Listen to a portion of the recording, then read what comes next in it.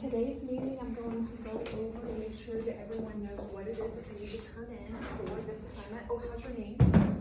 It's okay. It was clicking today, like catching, like when I would bend it. So she wanted to come check me out, and then she ended up doing like an hour's worth of treatment. Right. I mean, it was nice that she was able to fit me in, but I was expecting her just to So look it's at not it. injured or, I mean, it's just. No, it was just like tight. So then, because I was scared it was like something else, like meniscus or something, but she like just did a bunch of like ultrasound, and then she did like heat, and then she like stretched it. So she did a lot to it, and it helps some. And then I'm gonna get taped out. No, that's what my mom always says. She's like, I dislocated kneecap. yeah, literally. And so I'm going to go over what it is, what all the pieces that you'll need to turn in, so you're not confused about that. I'm also going to have a few notes on the actual lesson, and then I'm going to talk a little bit for each of you to get some ideas about the action plan that I actually write up for you, and I'll kind of show you what that is. The action plan goes with you. It's a living document, and basically the action plan. Have you heard of that before? Someone mentioned it, yeah, but you're not real familiar with it. Yeah. So basically the action plan is this living document where we are going to address the key teaching skills that we have y'all think about, and we're going to try to choose two from each of you, and I will write some notes on it and give it to you, and then it will also go with you to Field Studies 2 and Field Studies 3 and your internship. And what happens is it's in a goal for you, the different teaching skills that we identify today. As you go to Field Studies 2, that you're going to start off Field Studies 2 with really kind of those key teaching strategies in mind to get better at. The goal, of course, would be somewhere between Field Studies 2, 3, and your internship that you would get better at them. And as soon as you feel like there's a level of mastery, you may choose one or two more. Right, so that's what I mean with kind of this living document that kind of goes with you and works with you. We will provide it to your CT and your supervising teacher as you go through those. And when we start thinking about those, what I like to do as Field Studies 1 is I like to help you identify ones that you think that aren't your strengths, right? Though if it's kind of naturally your strength already, you're gonna get better at it. Mm-hmm. I also don't want to just think about the thing that you're like the hardest struggle one you have, because sometimes that's a little daunting. Like as you get better at being a teacher, yeah, okay, let's address that too. But for now, we want to think about the ones that, yeah, you know, I'm pretty good at that. There's room for improvement, right? So that's what we're going to address with that. A little bit of feedback that I wanted to give you guys on your specific lesson, and for better or worse, it's not as much as, because they're just, I mean, it was all in all very good. So some of the things, you know, obviously the Kahoot at the beginning to start the diagnostic was very good. The way you facilitated it and read the questions and read the answers during it, like facilitating the Kahoot, that's an important aspect on it. That was really good. I felt that the questions that you asked were good. Mm-hmm. Right, those are all important pieces that aid in that learning environment. During the Kahoot, you were giving positive reinforcement and positive feedback, so I thought that was really good.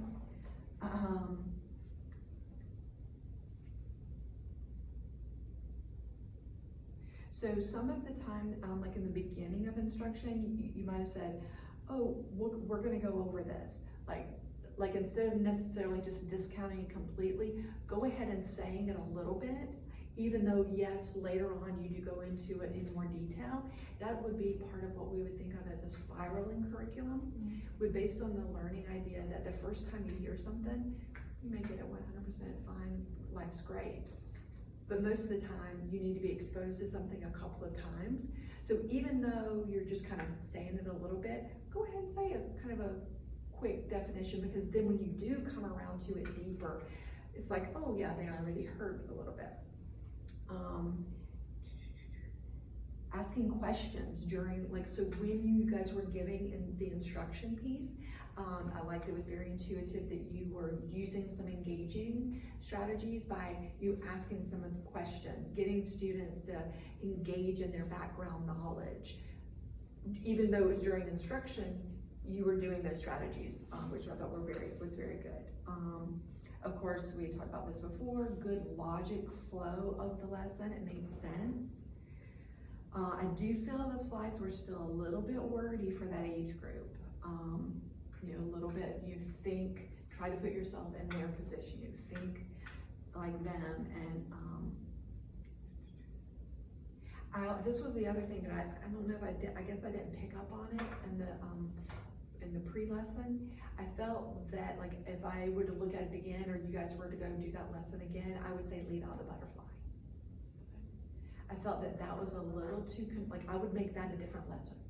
I felt it was a little too confusing, whereas I felt that lesson was that compare and contrast of the plant and the life.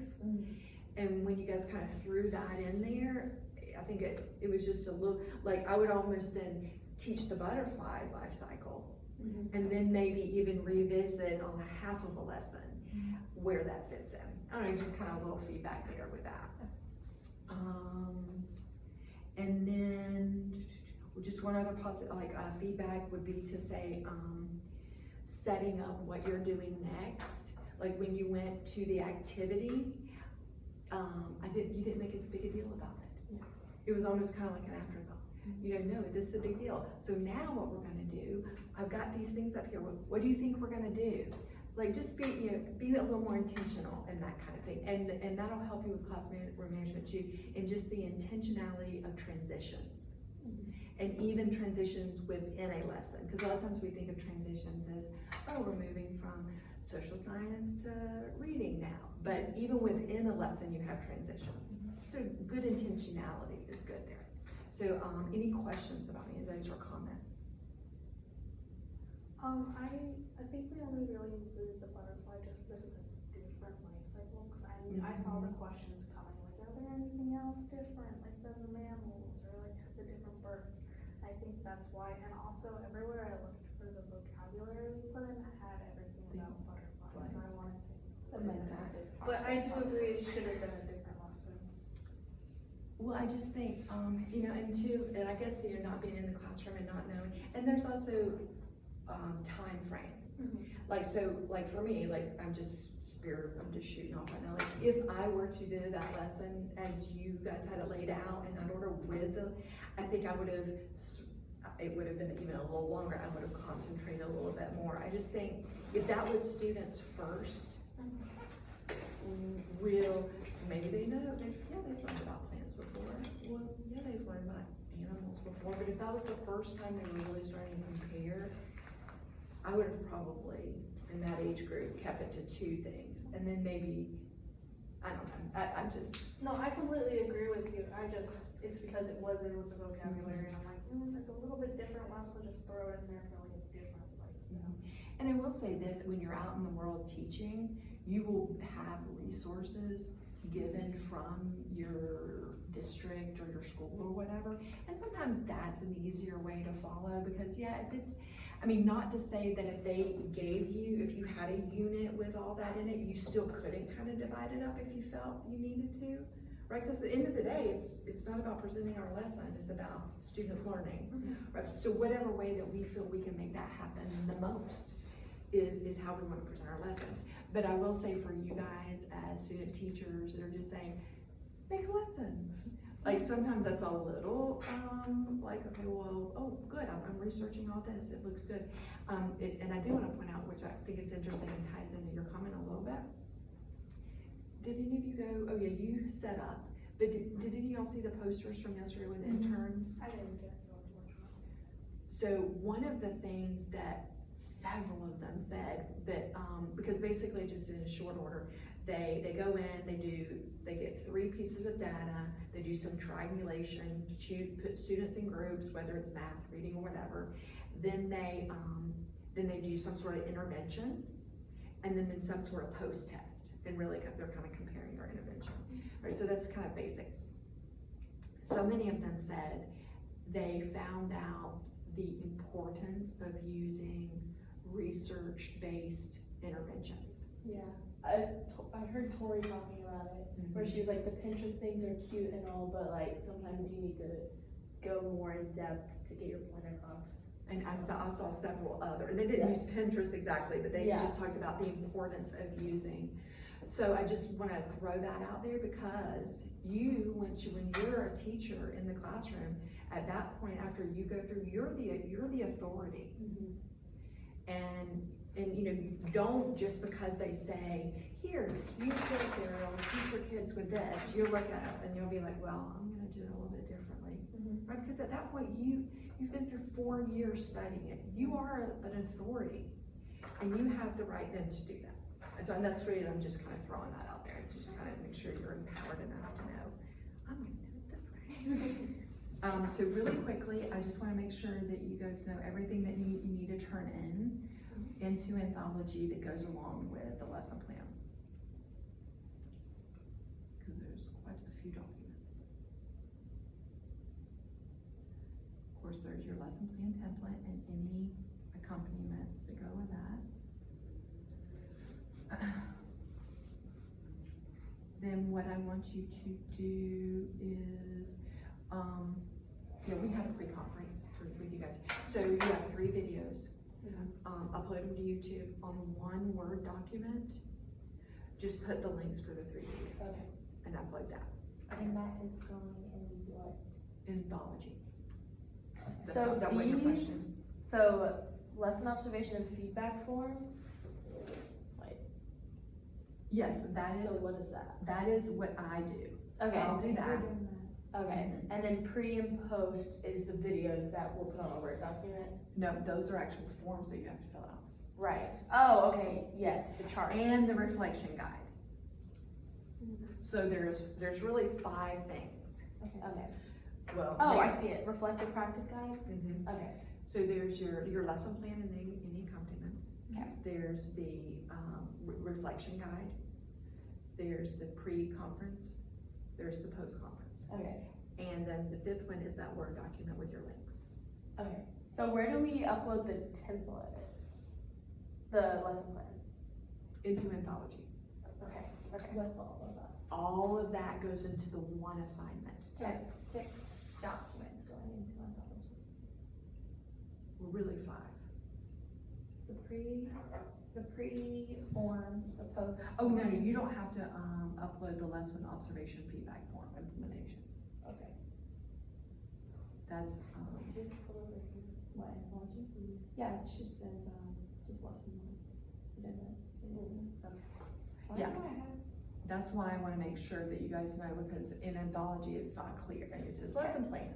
Oh, here's my template. No, see, I do this, and then I store this in Teams for you. Okay, oh yeah, that's what I was gonna ask, cause Ponce has been putting everything, like our group projects in groups for an anthology, do you want it in separate, like all 3 of Yes, us? sit- yes. Okay, Sorry. that's okay. Yes, so I do this, that one that's in there now, that says, what does it say about you not implementing it? It should say, hold on, I'll pull it up so I get it exact. Implementation, lesson observation, and it says no submission for PST, so I do that. Okay. And then you also do the action plan, correct? Yes, I'm gonna get you the action plan. Okay. So it's lesson plan, pre-conference, post-conference, the reflective guide, and the Word document with links. Yeah. Okay, I wrote it all down. Yeah, and then, like again, Anthology doesn't say that, so I wanna make sure you guys get everything in, because if you don't, then I have to delete it, and then you have to make sure you upload all 5 things again, instead of, oh, hey, Lou, you're missing the post-observation, okay, oh shoot, I can't get that in, okay, then I delete, then you Okay. just, I'll upload the post. Yeah, No, I gotta delete that again, no, gotcha. so, anyway, Okay. that's the way that goes. Okay, so now, the next thing, and I'm gonna write these down. Pull up the form, sometimes it's just easier. Action plan. Okay, so, with the action plan, I'm gonna read the key, this is what the action plan looks like. So I'll do this and I'll give it to you and I'm gonna put it in Teams. It has, these are the different teaching skills we're gonna talk about today, and then I come down and fill this in for you. Okay. So, the first thing I want you to do is I'm gonna read these key teaching skills if you wanna look over again. And I want you to try to think about the one that you think you're the best at. Okay.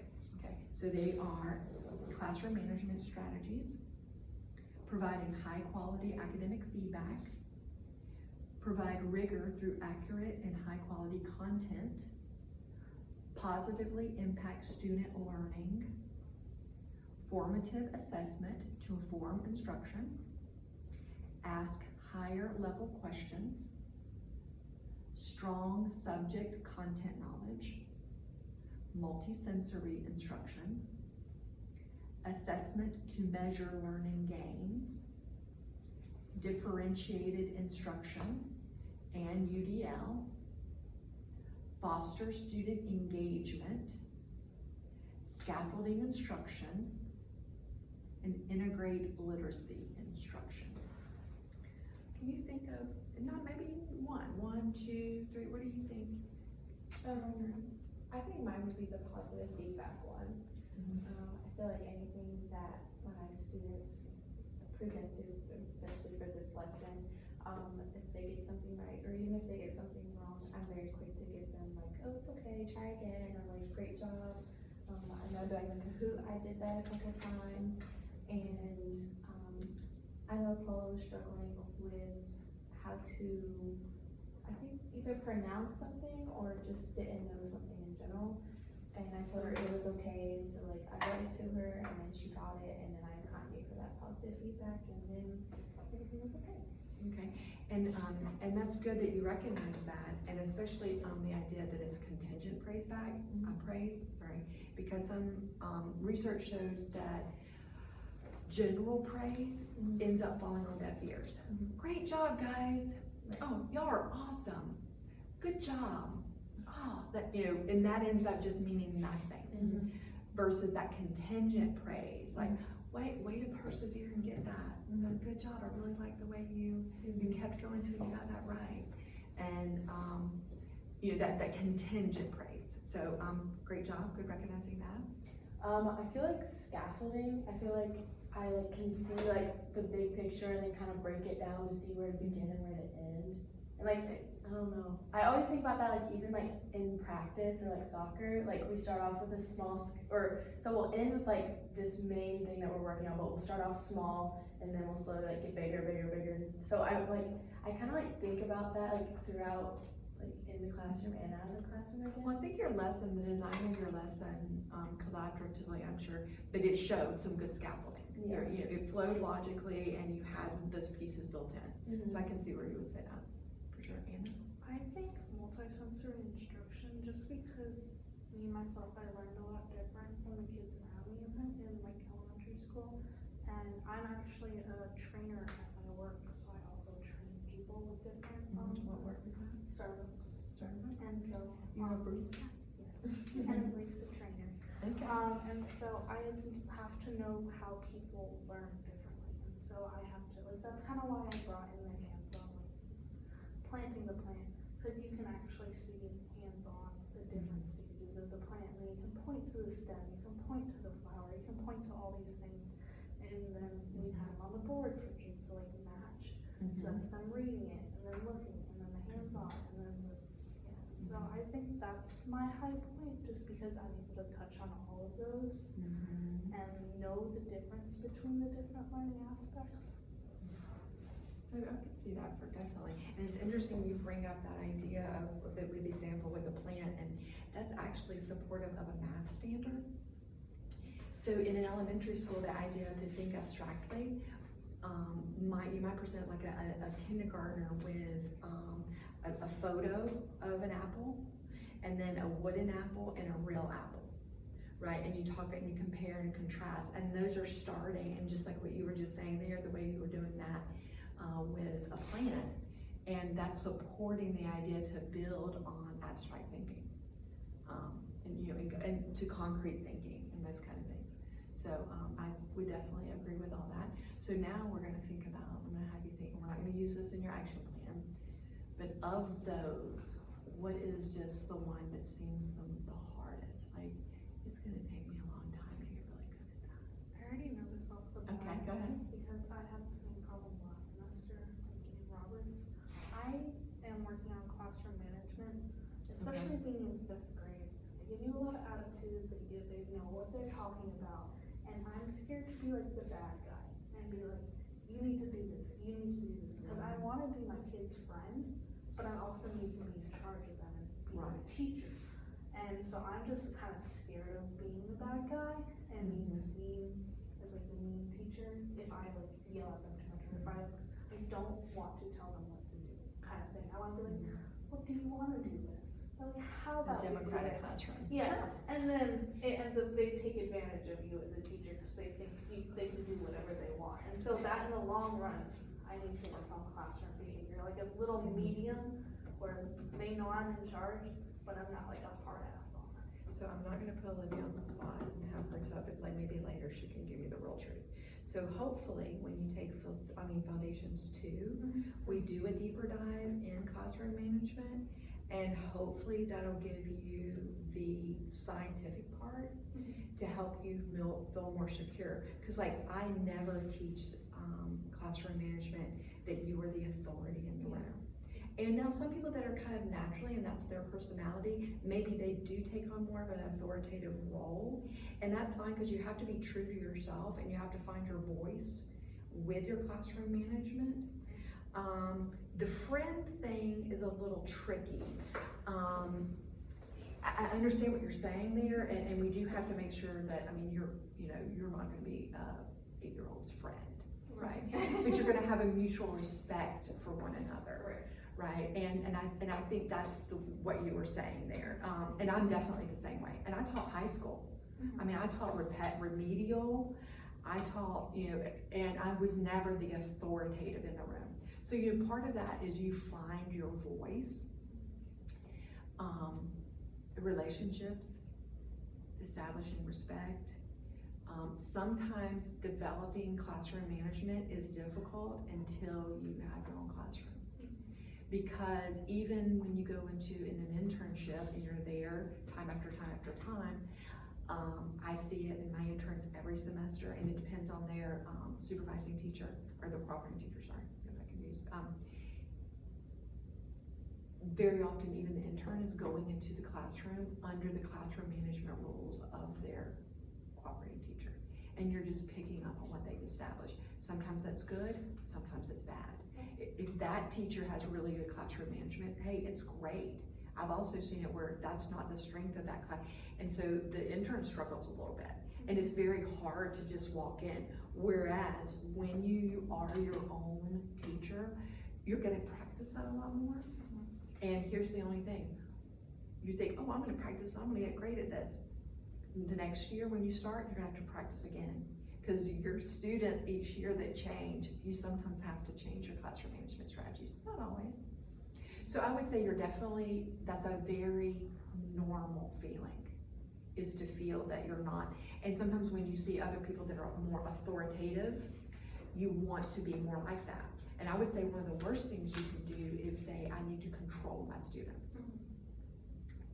You need to create a learning environment where students learn. What does that look like for you? Where's your tolerance level? Ariana tolerance level, like they are only talking when I have the green line on the board, right? Your tolerance level may be much, oh, there, it's okay if everybody, so you do have to build that in as well. Okay. So I would say, when you first started saying that, you seem a little stressed. It's very normal to be stressed about classroom management, but it's very normal too, and you will develop that better. Like literally today in the classroom, I was like, hey, can you read this out loud to me? Because the teacher asked me to listen to this kid because he doesn't do his work. And he's like, no. And I didn't know what to do. I don't want to be like, well, you have to. But I'm like, So what did you do? I kind of went and talked to the teacher. I'm like, hey, how would you approach this? Like, what am I supposed to do? And she sat down with him and he's like, well, it's better for your education. Like, we're trying to help you learn. And so Yeah, he's the first thing I would have said is, well, why not? See, I kind of froze. I didn't know what to do. I was like, please help me. And that's normal. I mean, these are some of the first times you're working with kids. And that's one reason why Brooks putting back in where you guys are gonna do a small group lesson. Cause you need, I mean, it needs to be a little more formal for you guys to get a little more one-on-one. Yeah, I'd be like, well, why not? Okay, well, is there something else you'd like, you can read to me? You know, just, and you'll learn. Read it right now. And to, you know, and as you get to go into, field studies and go into different grades, you may find you are more comfortable with a different grade level. And that's okay too. I already know that. So classroom management, so what do you feel like you're weak, like, what do you? Like looking at that, I feel like differentiation and UDL, or I feel like every time I write a lesson plan, it's always the same. So I guess just like a variety, if that makes sense, because I feel like when you incorporate like differentiated instruction and stuff, like I can find myself doing the exact same thing every time, like, oh, like here's an extra for you, like something like that. So I guess just like variety of ways to do that. And, it's really, really bad, and we're gonna change that over the summer, but we had differentiated instruction with UDL, because they're actually very different. Differentiated instruction, you need to start getting a mindset on when you have Anna who's gifted, and Olivia who's ESE, dyslexia, and Ariel who's ELL, and you know that about those students in your class, and so yeah, your IEP may say that you have to do this, so yeah, you're gonna find sometimes the same things over and over for differentiation, because you have to do it for those students. Yeah. And you find that that's what works for Olivia. Now, when you get to UDL, that's where I think you can be, have more of a variety, right? Because you're preloading your lesson with things that you know there are gonna be obstacles for something. And typically with those kind of things, and sometimes your differentiation for Olivia will turn into the UDL for your lesson plan, because guess what? It's just a good teaching strategy. And if it helps Olivia, it could help other students.